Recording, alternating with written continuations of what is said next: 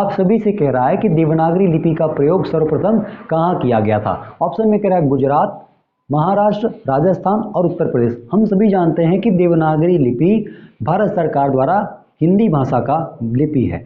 हालांकि देवनागरी लिपि 4 भाषाओं की लिपियां हैं, जैसे कि हिंदी, संस्कृत, मराठी और नेपाली।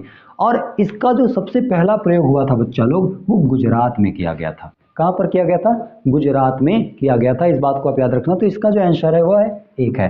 दूसरा क्वेश्चन है, भारत का प्रथम समाचार पत्र किस भाषा में प्रकाशित हुआ? तो सबसे पहले तो ये जानते हैं कि जो भारत का समाचार पत्र था वह था द बंगाल गजट, जिसे 1780 में जेम्स हिक्की ने प्रकाशित किया था।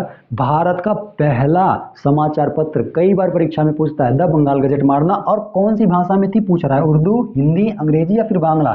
सब जानते हैं भाई साहब। देखो, द बंगाल गजट कहने से बांग्ला नहीं हो जाएगा, आपको याद रखना है कि ये अंग्रेजी भाषा में लिखी गई थी। तो इसका ऑप्शन नंबर 3 करेक्ट है। मैं इसी प्रकार के रेगुलर प्रश्न करा रहा हूँ, आप डिस्क्रिप्शन में जा करके या फिर प्लेलिस्ट में जा करके सारे वीडियोस देखा करो। ठीक, आगे बढ़ते हैं। नेक्स्ट क्वेश्चन है, कह रहा है कि वह गांव से चला गया, इसमें से कौन सा कारक है? कर्म, करण, अपादान, संप्रदान। हम सभी जानते हैं गांव से चला गया, इसका मतलब है कि वह गांव से दूर चला गया, हट गया, गांव से अलग हो गया। और जहां कारक अलगाव का बोध कराए तो वहां पे हमेशा अपादान कारक होता है, आप सभी जानते हो। इसमें भी से आता है और इसमें भी, करण में भी से आता है, पर अंतर क्या है? इसमें से का मतलब होता है अलगाव का बोध, जबकि इसमें से का मतलब होता है के द्वारा, यानी उसी व्यक्ति या वस्तु के द्वारा, किसी व्यक्ति या वस्तु के द्वारा काम को किया जाता है। तो ऑप्शन नंबर 3 इसका करेक्ट आंसर है। इसमें भी ऑप्शन नंबर 3। आगे आपसे चौथा प्रश्न कह रहा है कि मनोहर सो रहा है, इस वाक्य में क्रिया होगी, यानी मनोहर सो रहा है तो इसमें कौन सी क्रिया हो रही है? सोने की क्रिया? नहीं, सोना तो उसका काम वो अपना कर रहा है। इसमें अकर्मक होगी, सकर्मक होगी, द्विकर्मक होगी और इनमें से कोई नहीं होगी, ऐसा आपसे पूछ रहा है। तो जानते हैं इसमें अकर्मक क्रिया होगा। क्यों? क्योंकि मनोहर सो रहा है, पर यह नहीं बताया जा रहा है कि कहाँ सो रहा है, क्यों सो रहा है, बिस्तर पे सो रहा है, जमीन पे सो रहा है, छत पे सो रहा है, हमें कुछ नहीं बताया।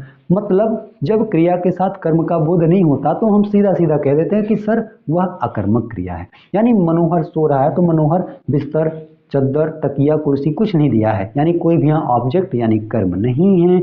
इसलिए मैं कहूँगा कि यहाँ पर ये अकर्मक क्रिया होगी, करेक्ट आंसर हो जाएगा। ठीक है, आप लोगों को इस प्रकार के बहुत सारे वीडियोस मैं प्लेलिस्ट में डाल रखा हूँ, आप वहाँ जा करके पुलिस की तैयारी के लिए ये वीडियो ज़रूर देखो। और हाँ, नीचे लिंक में मैं आपको अपने चैनल का डिस्क्रिप्शन में लिंक दे रहा हूँ, आप उसे पूरा वीडियो देखना। मिलते हैं नेक्स्ट वीडियो में, तब तक के लिए जय हिंद, राधे राधे।